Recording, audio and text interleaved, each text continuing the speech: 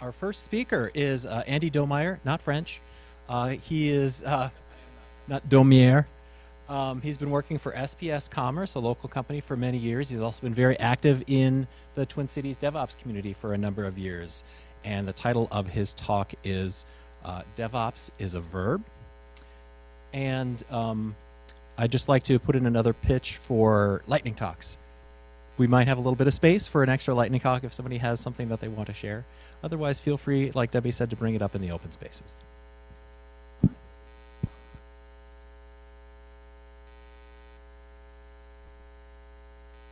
No. No? Yeah? Everyone can hear me okay? Yep. Good deal. All right. Well, find my mouse here. Perfect. Good morning, everybody. Good morning. Yeah, wow. That's better than a better response than I get from my team when I get into work in the morning. That's great. All right. So I was real excited when Sammy asked me to come and give a talk at this event because I think this event's super awesome. We just started a similar event internally at SPS Commerce about a year ago, and the amount of collaboration and energy and things that you can learn as a team when you do something within your specific work environment is great. And the fact that you try to reach out to either other folks in the community that can bring in a different perspective or expertise, and it just generates great conversation, good diversity, all sorts of awesome stuff. So just real quick, I wanted to say thanks. Thanks for everyone who's welcoming you here today, and thanks for the organizers. Let's give the organizers one more round of applause. This is not, these events are not easy, and even to start the morning when all the little things start to wear at you, like missing Sharpies and things like that. So it takes a lot of work. All right, so quick introduction. My name's Andy Domeir. I'm not French. I've been with SPS Commerce for 12 years. Right now, I'm a director within technology operations, and I have 3 areas that I oversee. The first is our 24/7 system operations team. That's primarily staffed out of India. And then we just started a reliability engineering practice a couple years ago. And then we're just starting up a performance engineering practice in the last 6 months or so. So that's kind of the new challenge that I'm trying to tackle and wrangle these days. I'm an organizer for the DevOps Days conference. Debbie mentioned it is an awesome local conference. I think we had about 750 folks last year from all over the place. The speakers were great. Conversation was really rich. I would really encourage you all to take a look at that conference.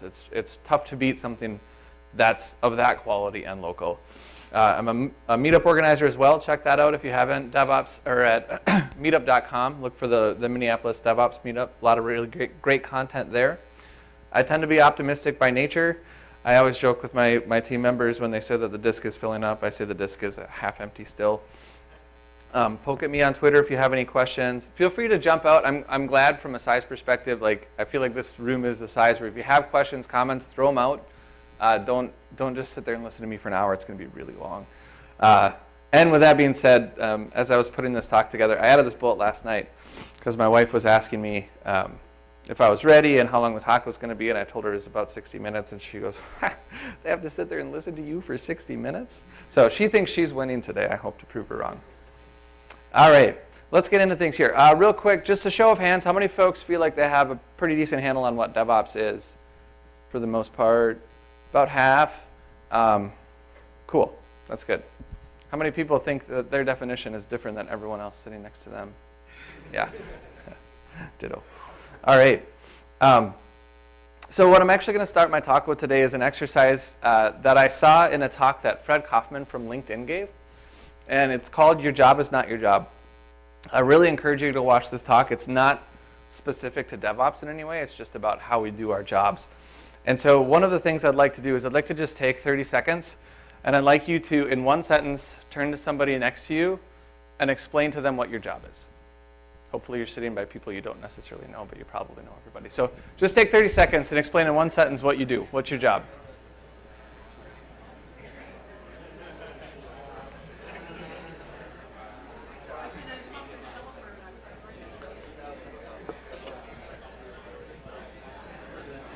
Right, exactly.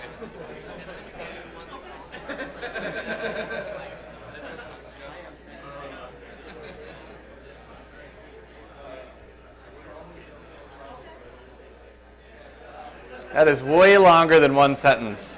Or to really, you're either all using run-on sentences, or, no, I'm just kidding.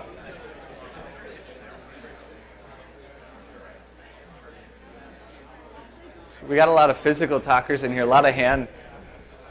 I do this, up here and down here. It's good. It's good. All right. All right, let's bring it back here a little bit. Okay, so I just think that the way he did this was so interesting, and you're kind of my test to see if I'm just crazy or if you did some of the same things. How many folks in here are developers? Quite a few. How many of you said that you write code as your job? Couple. How about operations folks? Any system engineers or database folks in here? How many of you said something like, I build and operate servers, or I build databases, provision databases? Anything along those lines? All right. So I would challenge you to maybe think about things a little differently.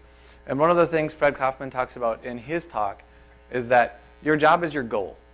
Your job isn't some explicit description. Your job isn't specifically what you're doing on a keyboard. Your job is your goal. And so I'm curious, and don't raise your hands for this, but I'm curious how many folks said something more, as a developer, said something along the lines of that you build applications to improve the educational experience for the U of M students and faculty. Some folk got a thumbs up. Good. Did you see Fred Kaufman's talk? No? Right now you're winning today. I'm keeping points. System engineering, same kind of concept. Is your goal to build and operate servers, or are you providing a stable environment for applications to operate effectively? How about databases? Provide a highly performing data store for applications. Do we have any DBAs in here, by the way? One, kind of. You're brave. Welcome.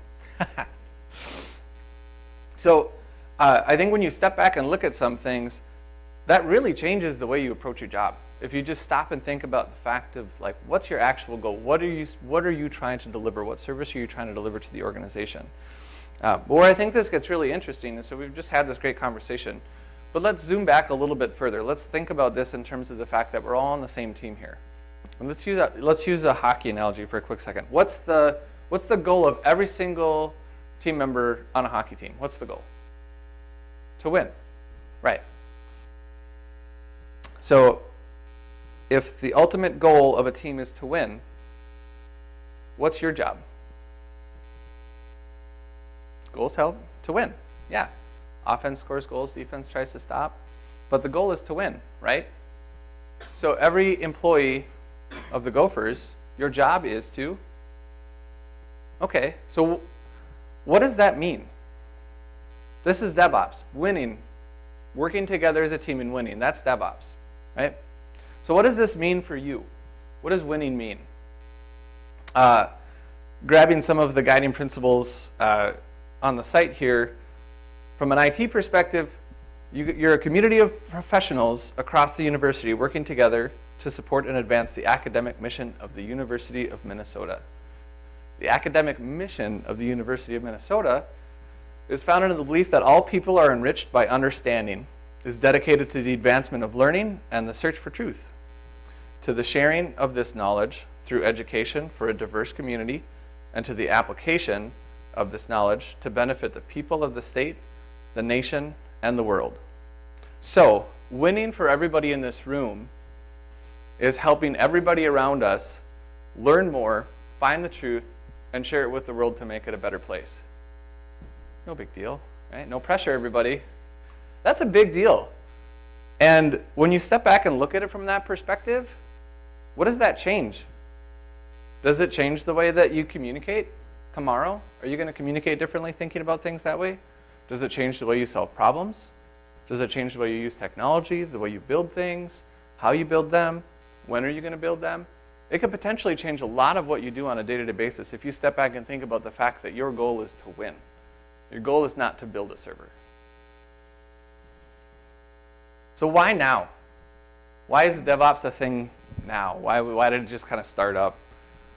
I'm kind of personally sick of hearing the word DevOps. I wish that there were like other terms for this. There are quite a few. This is actually a word cloud from, I think I Googled like the top 5 definitions of DevOps and just threw them in word cloud, and that's what came out of it. And obviously, you had to make it a Pac-Man. Couldn't have something boring. But the reason why it's important now is because software is eating the world. It really is. This is such an interesting time to be in a technology organization. And we talk about, you'll hear a lot, this term digital transformation. And I think bringing some definition to this is really important because it really starts to emphasize why we have to win as a team and what winning as a team actually looks like out in technology today. One of the first ones I like to talk about is Airbnb. How many folks have ever stayed at Airbnb or know what Airbnb is, at least? So Airbnb is one of the most, if not the most, highly valued hotel destination businesses. Like they're worth more. Last time I checked, I think they're worth more than the Hyatt, Holiday Inn, Marriott, those kind of establishments, and they don't own a single hotel. Airbnb is worth more than all the major hotel players in the world, and they don't own a single hotel. Think about companies like Lyft and Uber. They're valued higher than any other taxi company in the world. They don't own a single car. Then look at other companies like Tesla. So I don't drive a Tesla. I wish I did. But there's a really interesting car company, 100% electric, right? This was almost a year and a half ago now. I don't remember the exact date of the release, but there was an evening where as drivers of Teslas drove home and their car upgraded overnight, the next morning when they drove their car to work, battery efficiencies had improved by over 30% because of a software update. So their car could physically go 30% further because of an update pushed across the air to a car, directly impacting our physical space. That's really interesting when you stop and think about that. What's next, right? These are some really interesting things. So if we step back and look at that, what are some of the common traits of winners in this space right now? Some really important ones, one of the most important ones is that they're shipping fast and they're shipping often. Fail fast and iterate. You're going to hear me say that a ton today. I think that's something that's really hard but really fundamental to kind of taking DevOps and what you're doing with DevOps to the next level. And the reason for that is that it allows you to prove your theories out and learn faster. If you ship often, if you're shipping fast, you're able to iterate more quickly. You're able to understand, hey, I think this is going to make things better. Get it out there. Does it make things better? If it does, keep building on it. If it doesn't, pivot. The faster you learn, the faster you're going to move, the more good things you're going to do. The other thing that these companies are doing is they're winning together. I think Tesla is probably the best example of this, where their software is awesome, but it doesn't do any good without a physical car. Doesn't do any good without a really good battery technology. No one's going to buy the car if it doesn't look good. So there's a lot of things that have to go into this car company doing well, and that's really challenging. But if they don't all do these things together, they're not going to win. Same thing with Airbnb and Lyft. If you don't have a good platform that's secure for payments, if you don't have an environment that your customers can interface with effectively, you're not going to have drivers, you're not going to have hosts, you're not going to have customers. All these things have to work together. So I think kind of establishing what digital transformation is a good transition to going into some of the core of DevOps. So has anyone ever heard the term CAMS before for DevOps? It was something when people were trying to give more definition to DevOps. Culture, automation, measurement, and the S is sharing, but I kind of feel like that's part of culture, so I cut the S off. I think a lot of people have been doing that lately. So what I want to do is I want to go through each of these, talk a little bit about culture, a little bit about automation, a little bit about measurement, because I think that this gives an approachable structure to thinking about what areas of some of the habits of DevOps or of the activities within DevOps are applicable to your space, and how might you apply them. So the first one we're going to talk about is culture. It's all about winning as a team. There's some not so great cultures out there. I think this one's super common. This one's always fun.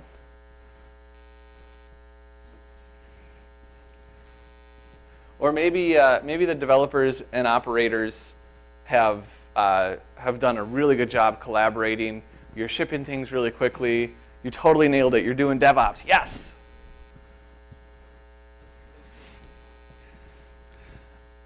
This slide's just, I just love this slide. It's great. I think it's probably, and like just about every, I wouldn't be surprised if it's in Ben's slide deck later. So that's it. Win as a team. Cool. The end. Any questions? This is really hard. And you have to have self-awareness that this is really hard. And there's a lot of things that make it hard.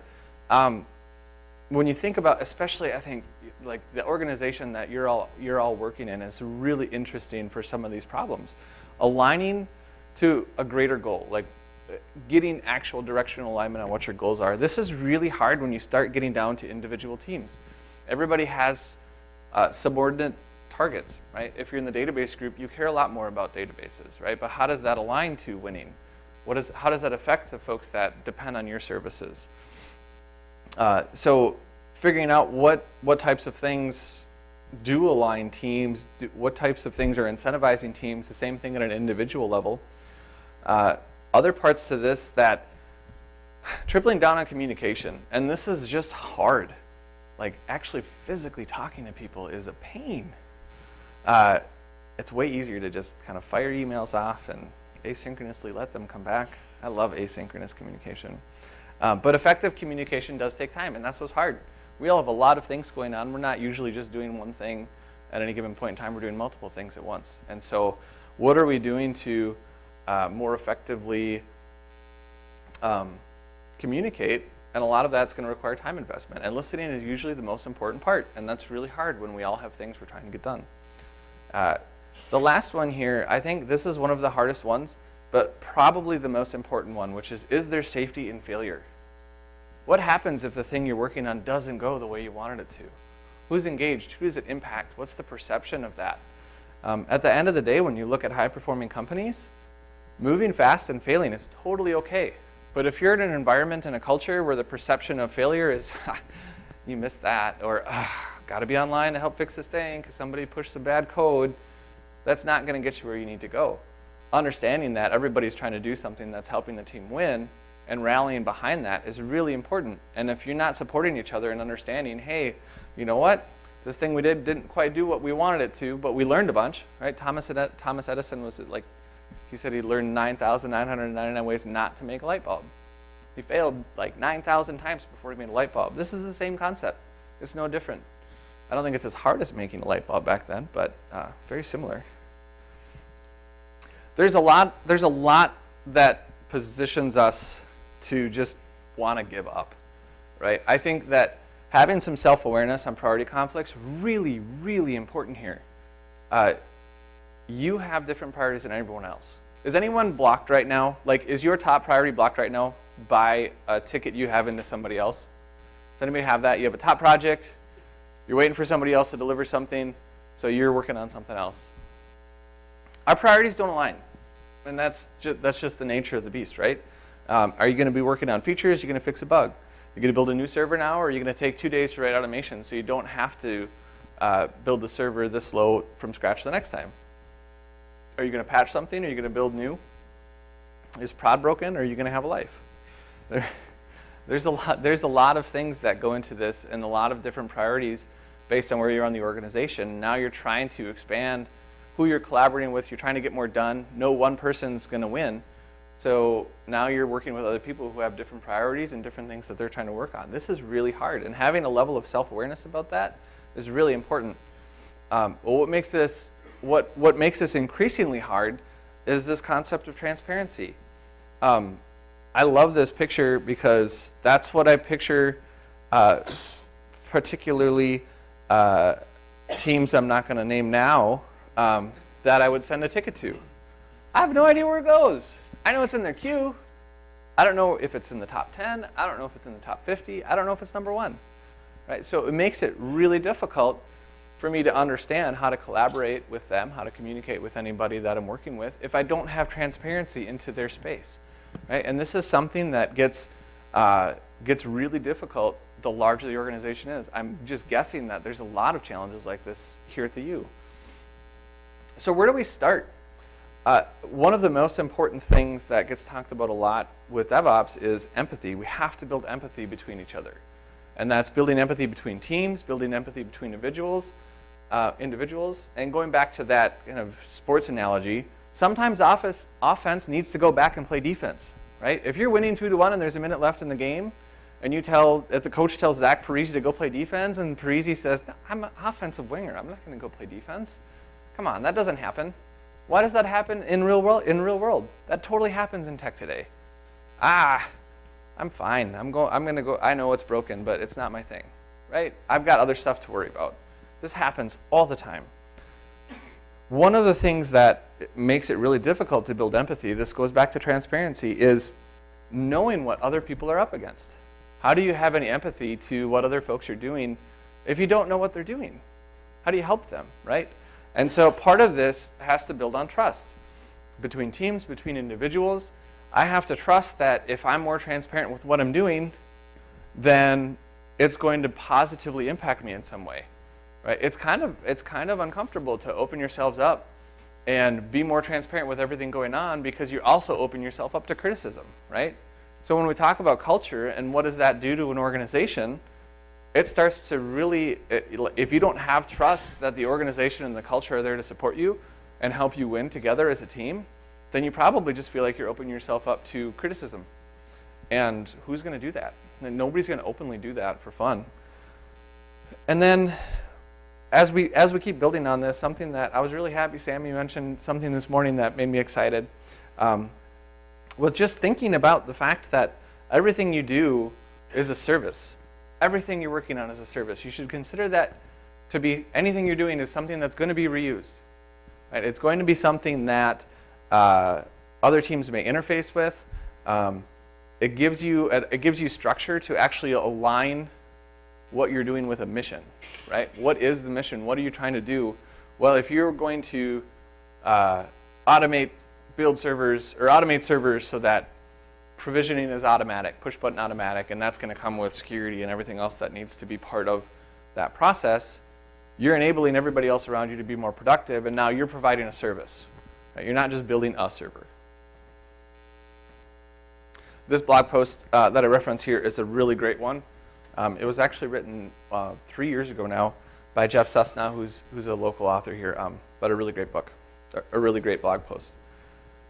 I wanted to walk through a quick example of how culture might look different. This is in a bit of a more like operational setting. So in a chat room, I might be looking at an application that's down, and I ping Danielle, who's one of our awesome DBAs, and I'm like, you know what, Danielle, this site never has problems. I just got paged because the site has problems. It's never the app. Can you check the database quick? Well, that already just is full of me just making assumptions, right? And basically being lazy to a point. I'm not doing any investigation. I just know something doesn't smell right. And Danielle's response to that, I think, is pretty fair. She looks at it. She says, the database looks fine. You give me no information. There's user activity in the database, and problems probably elsewhere. Check the network. Well, that's real collaborative. I'm just going to bounce around to people until I get to where I need to go. What if I would have asked the same question slightly differently? What if I just would have asked Danielle that it looks like, and taken a little more time to say, hey, looks like the site's acting up. And when I poked around, this would have taken me about 20 seconds. When I poked around, I found that there's a CPU spike on the database for when things started acting up. Can you help me investigate a little more? It completely changes everything, but it's the same question, right? I actually just founded it with a little more data that we could both share together. Those are the little things. Words matter when we talk about culture. Words matter a ton. And those are the little things where a little extra effort and just changing the way that you say something makes a difference. All right. So I'm just warning you now, I'm going to make you talk to each other a bunch, because really an hour of listening to me would be too much for even myself. So kind of closing out specifically this culture area, I'd like everyone to just take 30 seconds and share with their neighbor what's something that either this talk made you think of or you've already been thinking about for a while that you think you could do tomorrow or start doing tomorrow that would maybe start making a difference. This doesn't need to be astronomical. This isn't, hey, we're going to put metrics on everything and be super transparent and yada. But what's one thing tomorrow? It could even just be talking to somebody you haven't ever met or aligning goals. Share one thing, 30 seconds with someone next to you.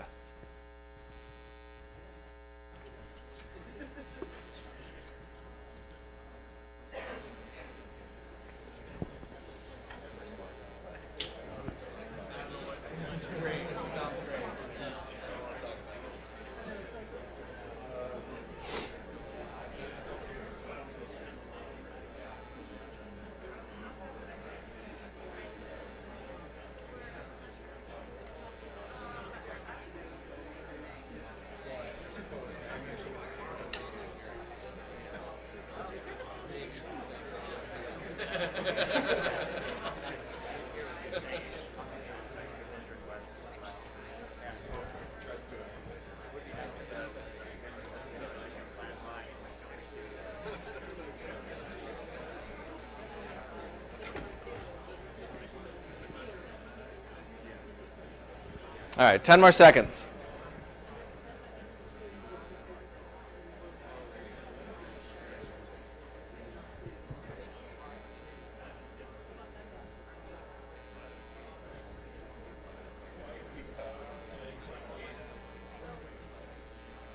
All right.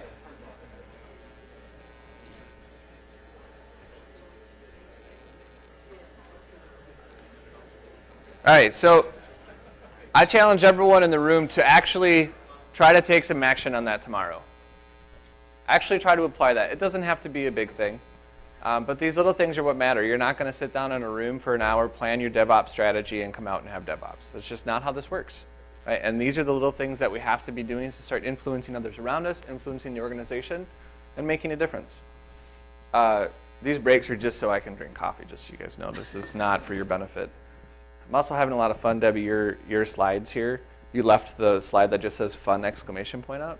And so it's just reminding me or telling me to be more fun. I'm not sure which. All right, next we're going to jump into automate. It's so important to be better and faster, and you should probably try to be better too. And that's what automation is really all about when we talk about tooling, when we talk about how to deliver services internally to our organization. I think it's just really fun to stop and think about how technology makes something better every day.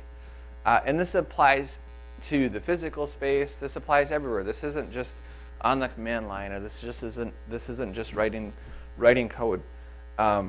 And so I think we can step back and think about things a bit differently, but they totally directly apply to technology.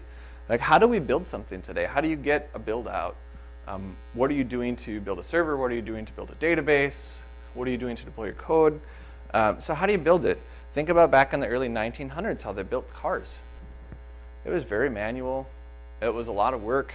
And then compare that to how they do it today. Now, this is obviously super drastic because we're looking at over a century's worth of technology. But you can't tell me in any way, shape, or form that what's happening on the left is ever going to produce more vehicles, higher quality vehicles, than what's happening on the right. It's pretty straightforward. It's a pretty easy analogy to anything else we're doing in technology. Building things consistently with automation just simply does it better. How do we keep things secure? Could you imagine airport security having to be as important as it is today and having to be as thorough as it is today without any technology? Every single time you go to get on a plane, you get frisked. I mean, I think that happens to some people just out of bad luck anyway, which I'm sorry for you. But also, like, think about your luggage. Think about all the X-ray technology that they use today to see what's in your suitcase. Could you imagine how long the lines would be if they had to open up your carry-on and go through every single thing and do some random tests? And oh, it would be terrible. So, you know, these folks don't look real happy. But ultimately, it's a much better experience than it would be the other way around, even though it doesn't actually feel like that when you're trying to get through those lines. But it's important. And it is important today to automate security and what you're doing. And you know, airports are doing it, other people are doing it. There's no reason that we can't do this in the spaces that we're in today. How do we ship it? I think this one's really interesting. One of the huge problems that Jameson had way back in the day is that they would ship a whole bunch of barrels to the US and like almost none of them made it ever. Why would they? Come on, think about the amount of hands that those barrels cross to go from the factory, not factory, but the distillery to ships, to get across the ocean, then to get actually distributed to the places that think they need them. I bet that, I don't remember the rates, I think somebody had mentioned it once, but I bet less than 10% of the barrels back in the day actually made it to where they needed to go. That's really expensive. When you ship it today, when you ship it this way, how many barrels do you think make it to where they're supposed to go? Pretty sure every single one of the barrels that's inside that container gets to where it needs to go. So thinking about how you're going to ship something, how you're going to package it up, what does that mean? And yeah, there is a containers comment here on purpose. It matters a ton. How do we operate it? There are so many different things that we need to operate today. There's sites, there's databases, There's the network. There's services in general, different servers that we're running. There's a lot of different approaches to this. How many people had a Walkman growing up? Couple. How many people like listened to the radio and then if it was a song that they really liked, they'd run over and hit record really fast? Yes, totally. That was totally the 1980s playlist that you can do in 2 minutes on an iPod today. 2 minutes. The way that you used to operate with that other technology has drastically changed. How many folks know what this is? There are kids today that don't know what this is. That's not even a joke. That is definitely a physical automation that's happened today. All right, a little harder one here. Does anybody know what this is? What is it? Stock chopper, yes. Well, this is really important. When you are farming and you harvest your corn, you have a bunch of stalks that are about this tall that don't really break down. And it's really a terrible idea to just plow those into the ground and plant beans because it's going to really affect your yield next year if you put beans on that same ground. So you need to chop those stalks. So every year after farmers would go through and combine their corn, then they would go through that same field and chop the stalks. Then they would disc it or plow it. And I don't even, maybe you know, I don't know how long ago this started, but the farm equipment companies just added the stock chopper to the combine. Duh! Like it's right on the bottom of the combine now. The stalks get chopped as you're combining the corn. It saves you having to go back and chop the stalks in that field, which was the only job I was trusted to do, so that's why I'm in technology now. But these are all concepts about how you might operate or how you might approach a job and how they've been automated over time. And all I'm really trying to do here is kind of motivate you to think about how to just be more innovative. Right? Think about the services you're doing. What are you doing to potentially automate things that you haven't really thought about actually delivering as a service or automating in the past? So a lot of the theme here is work smarter, not harder. And there's a little disclaimer that, please continue working hard. This isn't saying don't work hard, but work smarter. So I hear this said a lot, and I hate this phrase because it's true. If something's hard, do it often. And especially if it's important, do it often. So think about things like, provisioning servers is a good example. I think a lot of folks have done that well already. Provisioning databases, testing your code. How many folks, how many developers in here feel like they have good test coverage with their code or have a QA team that they're working with that actually has good thorough tests that are efficient? This is really hard. It's really hard to do. It is very difficult. We should do this often. When you have code that you believe is ready for production, does anyone get it to production in less than a day once it's ready? A couple folks. That's awesome. Does anyone ship code to production more than once a week? A couple folks. That's really great. Ben has access to production, so he doesn't count. He just ships his stuff anyway. Those things are very hard to do, and it's really important to do them frequently because you're going to get better at them, and they're going to increase your agility. They're going to increase your velocity over time. Mary Poppendieck, who's a local author, a super smart gal, her and her husband have wrote some books about lean practices, and some themes that they talk about are decreasing friction. I think that's a really interesting way to look at this. Decrease friction, make your building and shipping process more consistent. This is not easy, but it's really, really important. Additionally, limit risk. How can you automate testing? How do you reduce the impact of failure? Kind of going back to that fail fast and automate thing. How do you reduce the risk so that you can fail safely? If your failure is like the entire site's down for the entire company at a really important time of year to enter grades or something like that, then that's a big deal. So think about things like how do you maybe phase deployments in? How do you feature flag something so if it doesn't work right, you can shut it off, but your code can still be in there and you can move forward? And what are you doing to monitor that? How do you know if you deployed something? How do you know if it's better or not? How do you know if it goes down? What are the impacts of that? This is really important when we talk about automation. So kind of taking that back to this concept of digital transformation, it is proven fact, teams that ship faster win. That's just the bottom line. And so the faster you ship, the more quickly you learn, your theories are proven. If you fail fast and safely, you can iterate. and you can move forward. You're always moving forward. No longer, you're not crawling forward. And it's a competitive advantage. If you're able to take an idea and get it out there, get it tangible, get it to be something you can touch and iterate on it, that is so much faster than waiting 6 months to know if your idea actually had any impact, actually was a good idea. And obviously, win together. One of the things about automating is that it allows you to deliver a service. If you're in security, what are you doing to help automate? If you're building servers, if you're building databases, how do you look at that as a service you're delivering? No single service is going to win the game. But if you all work together and deliver services together, you're going to make the world a better place. That's your mission, right? That's your mission statement. That's winning. And one of the reasons we're here today, which is why I think it's awesome, is if you share your knowledge and you're transparent with your knowledge, everyone around you learns faster and your team is better.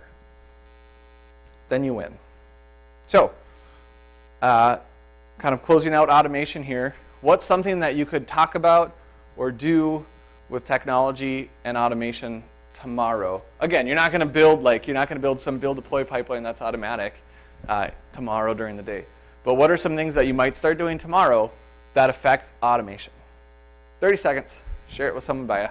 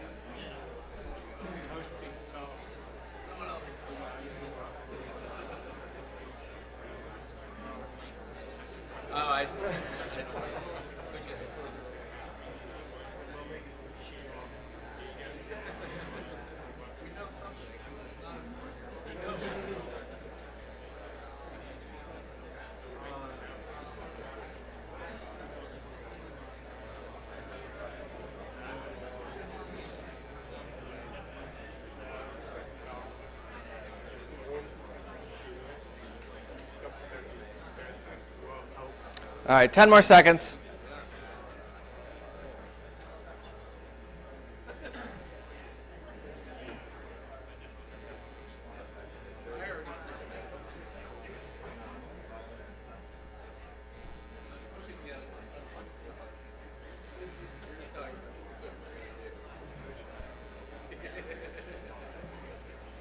All right. First of all, I have to say I'm impressed. I just assumed that when I did the sharing thing, people would get up and leave. Like, I didn't come to a DevOps conference to have to talk to people. All right. I just had a real quick question. This is really more for my own personal interest than helping any of you. How many folks had the same thing they wanted to start working on tomorrow? Did anyone have the same thing, or did everybody else have something different? Who had the same thing as the person they were talking to? Everyone had. Yes. Yeah. How many people changed their minds after chatting with the person next to them? That really surprises me. I thought like half the room was going to have the same thing. That's really interesting. I would strongly suggest that people maybe have some open space topics about this, because it sounds like there's a ton of ideas. And if you get them out there and you're transparent with them, folks can start to share in their problems and share in the solution of those problems and make everybody around you better. It matters a ton. All right. Measurement. I purposely kept this one short because I'm too involved in this one. So validate and iterate. So what are you doing to measure how successful you are as a team, as an organization, as an individual? Think about this, and this affects culture. So a lot of times folks, when they talk about the CAMs of DevOps, when they talk about measurement, they only talk about monitoring, production monitoring. A lot of times they're just like, hey, is this software performing better? Is the user experience better? But there's other things in the organization you can measure, and some of it comes down to just being a human. And think about what you're incentivized to do. And does that align with actually winning? That's really important to stop and think about, because we're humans. Right? We are incentivized to do things. That's human nature. Are the things we're incentivizing ourselves to do, or are the things the organization's incentivizing us to do, actually going to align with the organization winning? If they're not, they're things we should talk about. And we should probably talk about how to measure those things in a way that encourage the behavior we actually want to see, encourage the goals we want to achieve. That's really important. And so one of the things that I would touch on here are just, I would challenge you all to just kind of stop and think about how do you align your goals with winning. And so in the industry, I think that folks that are doing this really well, high-performing organizations, they favor action and they favor moving forward, right? So what are we doing to incentivize that? If we're only saying, I want uptime, does that incentivize favoring action and moving forward? Not really. It's important. Absolutely it's important. User experience matters a ton. And we should always want to have things 100% available and performant. But if that means that we don't get to change the site, add features, functions, make the site faster with updates, then we're not going to win. So we have to think about how those things align. What are we doing to fail fast and iterate? I think a great one there to think about, just throwing some ideas out there as it might make sense to your space, think about time to value for your customers. How long does it take you to take something that's a good idea and get it into the hands of the students or faculty here that's going to make a difference? How long does that really take? And think about how to measure that in a way that could incentivize you to do that quicker, incentivize the organization and everyone around you to do that quicker. An example from that at SPS Commerce is we measure the time since last deploy. So we step back and look at all of our production services and we say, how long has it been since we've deployed this service? We also measure how long it's been since that service has had an incident. And sometimes those numbers are the exact same, and that's unfortunate, but we all understand the importance is around shipping and getting that value into our customers' hands. Nobody wants something to break. Nobody's shipping code that they expect to break. That's just not what's going to happen, right? But it does, but breaking does happen. And so we have to rally around some of those concepts. Some of this goes into something I think is really interesting, which is what's your technical pride? What are you proud of at work? What are you working on at work? How do you align the things that you're proud of with something that's adding value? One of the most awesome feelings in the world is having your work end up in production and providing value. How do you do that faster? How do you measure that? How do you do that in a way that actually incentivizes that, like getting your work out there and providing value? So think about your space and how you might measure that in a way that drives that. Limit risk and enable failing. So an interesting thing there is just measuring risk. What's the risk of this change you're trying to make? How do you once you do that, the conversation changes. How do you reduce it? Can I deploy this to one web server instead of all 10? Can I route traffic more effectively? Can I make this a feature flag so I can shut it off if it doesn't work the way I wanted it to? Measuring risk is a really interesting way to start changing the conversation and does enable you to move forward. And obviously foster innovation. When your ideas can start to make it into, can turn into value for your students and faculty or anyone else you consider your customers, that fosters innovation. That makes people want to do it more. But if someone's idea is hard to prove, it's hard to get out the door, people have to wait for it, it's just a pain in the butt to get this new thing that didn't exist deployed, it's really going to stifle your desire to innovate more and your desire to move quickly. That's going to have a negative impact on your culture. So measurement here, just in general, I'm just kind of trying to highlight that measuring things that influence your culture can make a big difference. And so think about that. Think about how you're incentivizing yourself and your teams. The other side of things, when we talk about measurement in DevOps, is your service. Right? What's the goal of your service?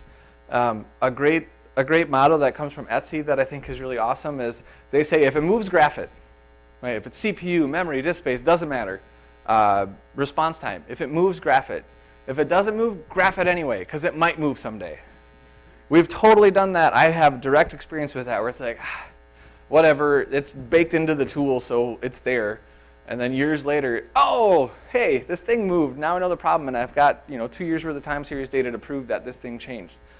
It does matter, and that transparency is really important. And then additionally, measure the performance to promises. So I use promises here. I referenced Jeff Sussna earlier, who has an empathy blog. He has this. He and Mark Burgess do a lot around promise theory. They talk a lot about promise theory and how that applies to technology and the services you build and how much you trust the other services you're dependent on. But the way I look at it is you have to measure your performance to promises. What promises are you making? What services are you delivering? How confident are other folks that you're going to meet those promises? And how do you display that? How are you transparent with that? Don't hide those metrics. If you're providing a service and your service is only 95% available, that's okay, but make that transparent, because that might change the way people want to interact with your service. They probably still need your service, but if they know that you have 5% downtime, they might take more time to manage that dependency and that connection so that they don't have such a hard failure if your service is down. That's teamwork. That's still teamwork. Doesn't matter that you're not at 100%, but if you're not transparent with that, then everyone around you has a harder time working with you. And share your data. Again, I just kind of referenced the 95% example. So one of the things we've doubled down on at SPS, and it's had such a positive cultural impact, is sharing our data and making it really transparent. This is just a basic example of a dashboard that we have. We've got a large number of them, each for each service. And what we've done is really invested in a single pane of glass. So this has multiple monitoring tools all sourcing into one. But the nice thing about it now is operations, development, leadership, even implementation and customer success folks within our organization all have access to this data. So it's really easy to see what's performing well, what's not, generate conversation. Your conversation is data-driven. It's not theory or assumption-driven.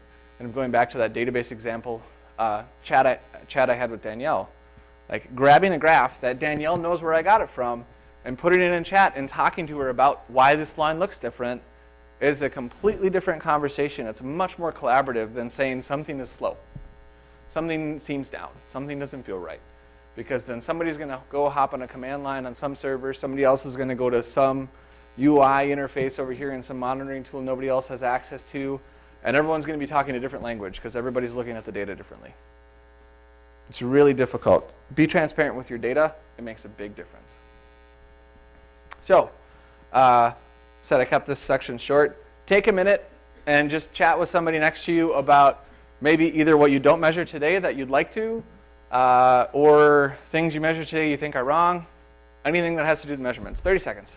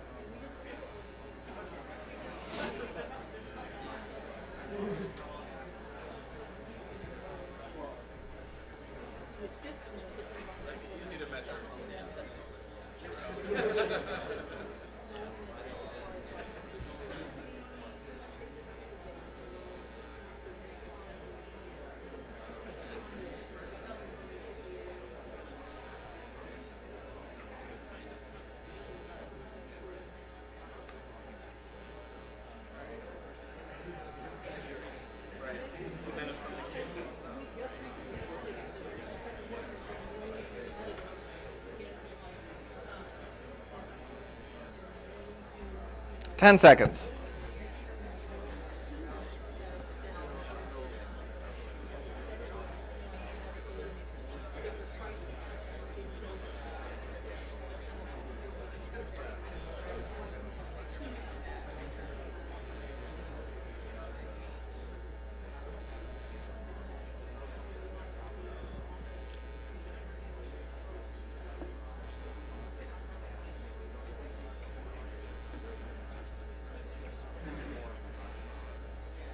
All right. Out of curiosity, how many folks in their conversations had the desire to measure something that had more of a cultural impact than a technical impact? That was my theory. Yeah, that was my theory. Was that it was so everyone else was pretty much something technical, which makes sense. I'm guessing most of this room's engineers, and they're like, I don't have this metric, and it would make me better. That's pretty logical. The cultural ones are a lot harder. So I would just encourage you all, be self-aware, think about what you can do tomorrow that's going to make a difference there, and start doing it. Again, don't make it big. I'm going to say it again, you don't have a 1-hour meeting and then do DevOps. And that's not how it works.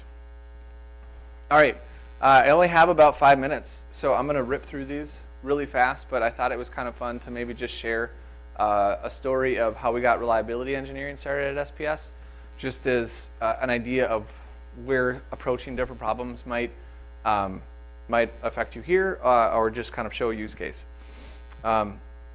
So our journey of reliability engineering at SPS Commerce really started about 2 years ago. At the time, we pretty much had a single monitoring stack. Everything was a manual setup, and for the most part, we lacked like a variety of solutions, right? So it was like, hey, we're going to watch your CPU. Yay. Right, that was about it. It was a little more than that, but it was just one tool. So our goal 2 years ago was, you know what, we need to have better service offerings here. We can't just have this one stack. It's not providing what we need to win as a team. And so we stepped back and we said we have to have a better solution for logs. We have to have a better solution for external user availability and experience. We have to have a better solution for application monitoring.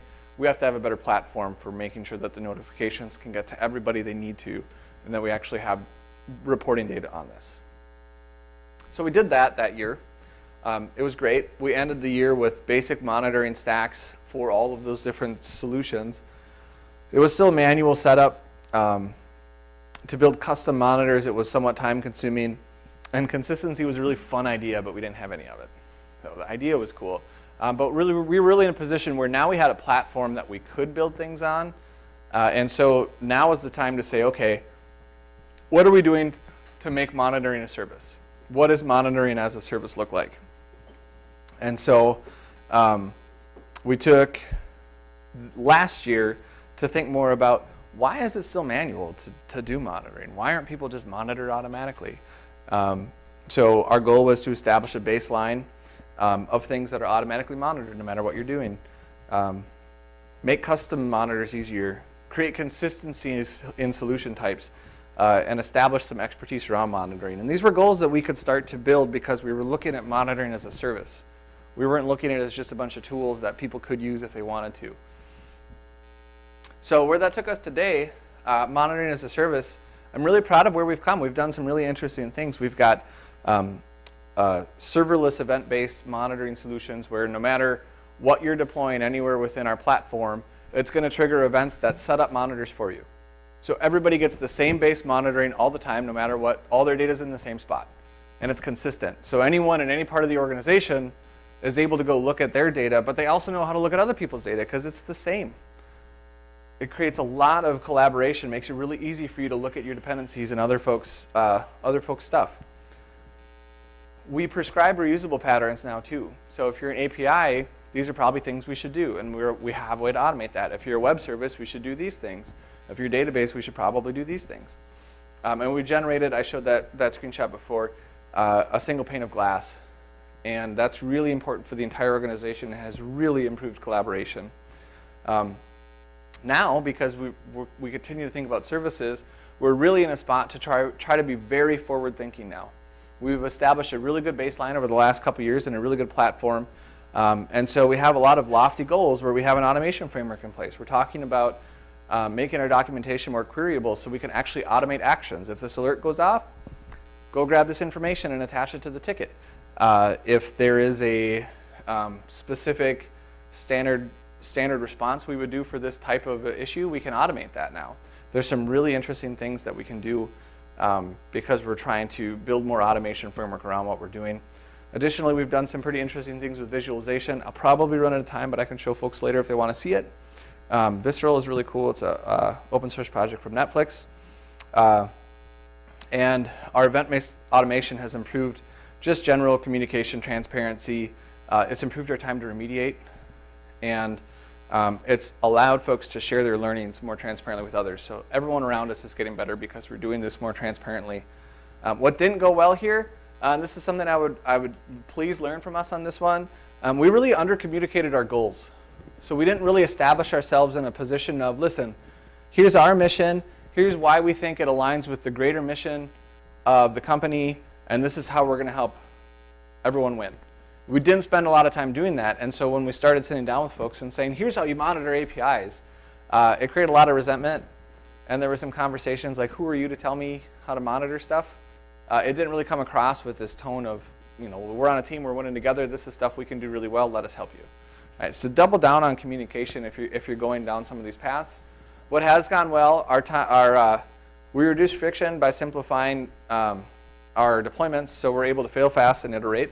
That's pretty fantastic. We've limited risk, and we've really been able to double down on our transparency now. So we do a lot of internal presentations, we do a lot of blog posts, we try to share learnings, we try to be advocates of our patterns, and we let people pull request our repos. If somebody has an idea, pull request it. I mean, I mean, communication's good, but you don't have to go talk to somebody. If you have an idea that's straightforward, put it in the code and send us a merge request. And then additionally, we continue to invest in empathy and collaboration. How do the services we're delivering impact others? Matters a ton. All right, I'm going to fly through these last couple. Long story short, we reduced our incident rates. We feel directly aligned with winning because the SPS mission is to be the most chosen and relied upon retail network. We think we're doing a pretty good job of being relied upon right now. So what's next for everyone in this room? Pretty simple to-do list. Think about delivering services regardless of your org. Be empathetic, fail fast, and iterate and share. Done. Do that tomorrow. That's a lot of work, but be self-aware of these things. They do matter. Chip away at them, and it's not something that one person's going to do. I was going to ask you all to share again and share some blockers you have, but we don't have time. So think about your blockers, though. Be self-aware of them. Chat with others about it. Maybe have an open space topic on blockers. See how many people have the same one. If a lot of people have the same blockers, probably something that you could invest in organizationally to try to trim that back or change the way that you approach that specific challenge. So the title of this talk is DevOps is a Verb. And the reason it's a verb is because DevOps is collaborating, it's automating, it's communicating, it's iterating, it's trusting each other, and it's winning. That's why DevOps is a verb. So think about those things you said you could start doing tomorrow. There were 3 of them. Start doing them tomorrow. It will make a difference. And just keep in mind that DevOps isn't a game that you play until you win. It's a thing you do that results in winning. Right? So this isn't something that ends. If you play sports, you work hard all the time to keep getting better until you retire on piles of money. I'm assuming that's what we're all going to do here too. All right, thank you very much. I'm guessing we're out of time for questions, so I'll be around for a while. I don't think I can stay all day, but I'm going to try to stay as long as I can. Do you want to do questions? I mean, Debbie ran me late, so it's not really my fault. So, yeah, thanks.